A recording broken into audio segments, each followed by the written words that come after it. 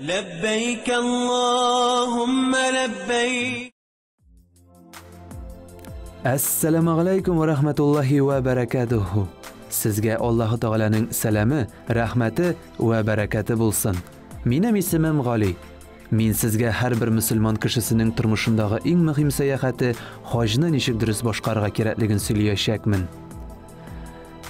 O'tgan darsni biz ihromga bag'ishladik. Bugun hojning nindi turlari bo'luvin ham miqotning narsa ekanini bilirmiz. Hoj qilib bilan bayli 3 turli yo'l bor.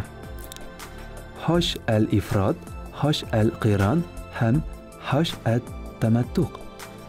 İfrod hoji hojning tüp yo'llarini o'tavnigina ko'z oldinda tutar. İhromga kirgandan so'ng hoj amalini niyat qilalar. Ul niyatlar tubandagi shay yong'iri.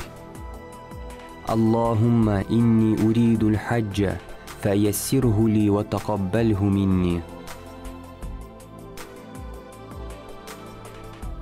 Tarjima etganda ya Rabbim, durustlikda men hoj qilishni niyatlim. Menga hoj qilishni jinglayt, ham hoj ibodatimni qabul et deganni anglata. Qiron hojina yo'l tutuvchi kishi ulug' ham g'umra hojin birga qilirga niyatli. Ul tubandagini aytirga tegish. Allahumma inni uridul umrata wal hajja fayassirhuma li wa taqabbalhuma minni. Ey Allohim, men kishi ham ulug' hojni qilirga niyat etdim. Olarni jinglayt ham qabul et deb tarjima etiladi. Tamattu hoji har bir kishi ayrim ihromga kirib, bir ortli g'umrada hojda qila. Tamattu hoji eng keng taralgan tur bo'lib tura.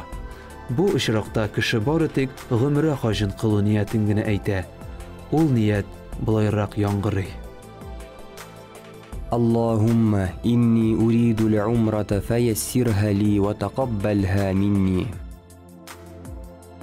Tarjimasi: Ey Allohim, men kishi hojni qilirga niyat etdim, oni jinglayt ham qabul et.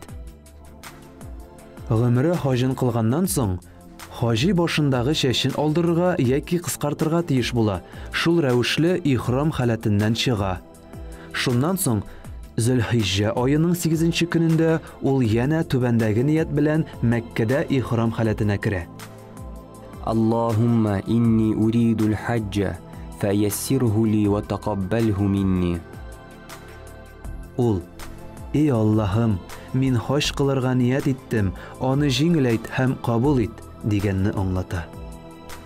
Hoji ikki kesakdan turgan to'qimani urarga ham g'umrani ulug' hojni yoki ikki turinda qilu niyatin aytirga tegish. Shundan so'ng 2 riqoat namoz qilina. Onda birinchisida Al-Fatiha surasidan so'ng Al-Kafirun, ikkinchisida Al-Ihlos surasi o'qila. Namoz bitgach qishqirib talbiya, ya'ni hoj vaqtida qavatlangan duolar qilina. Ul g'arab tilida buloy aytiladi: لبيك اللهم لبيك لبيك لا شريك لك لبيك إن الحمد والنعمة لك والملك لا شريك لك. Tarjimada tubandagi shabula: Ya Rabbim, men sening qarshingda, men sening qarshingda, sening iptashing yo'q. Durustlikda, barcha maqtov ham ne'matda, xo'jalikda senga xos. Sening bir nindi tengdashingda yo'q. Sunnat negizida at-talbiya so'zlarin erlar qishqirib, xotin-qizlar ishtangina aytalar.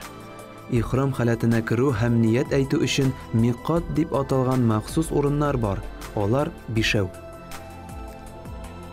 Birinchi Zulhulayfa. Bu miqot Payg'ambarimiz sallallohu alayhi va sallam masjididan 18 shaqrim kunchiqishda o'rnashgan. Onda Madinadan ham onun shitlaridan hoj qiluvchilar kela. Ikkinchi Zad G'irq. Makkadan 94 shaqrim yiroqlikda tunyoq kunchiqishda o'rnashgan. Bu miqot G'iraqdan ham G'iraq yanashasindagi tubaklardan hoj qiluvchilar uchun qaralgan. Uchinchi Al-Juhfa. Makkadan tunyoq kunbotishga toba. 187 шақырым ераклыкта урнашкан Сүрия һәм Мисыр халкы өчен миқат.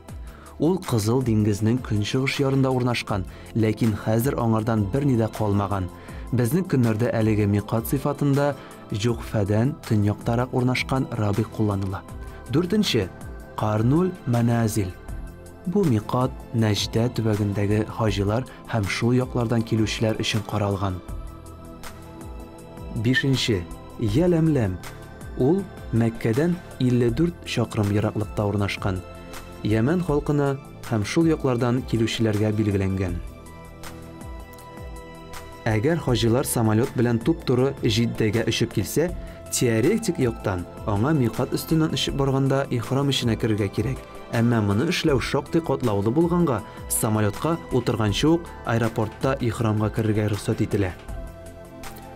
Бүгенгә шулар, кадерле дуслар. Ассаламу алейкум ва рахматуллахи ва баракатуху. Сезгә Аллаһу Тәгаләнең сәламе, рәхмәте ва бәрәкәте булсын.